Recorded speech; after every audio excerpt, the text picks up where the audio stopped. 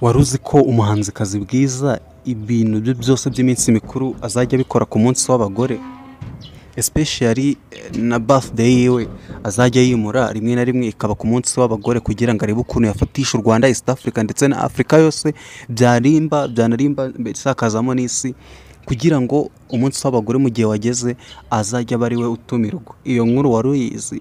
Njye ndabacukumburira buri updates zose njye nzibagezaho ku bahanzi, abanyamakuru, abakinnyi ba filime n'ibindi byamamare by'ubundi bwoko nk'abaryi nka Kasuku, Nyamabondo n'abandi.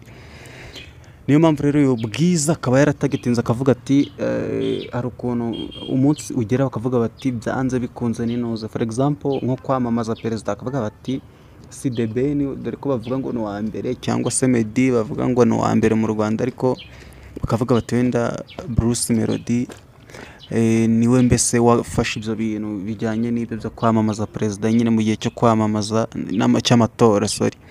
Niyo mpamvu rero nawe yavuze ati umunsi w'abagore, n'ubundi ndi umugore ngiye gushaka ukuntu nkufata kabisa. Ba Knowless ntibabitekereje, ba Ariel ntibabitekereje, ba Sano, reka uyu munsi nkwiharire nanjye noneho nge aba ari nge nzajya mba ndi umushyitsi mukuru mu bahanzi. Iyo ni update ndagenda bagezaho n'ibindi byerekeranye na Bwiza. Thank you n'abandi bose.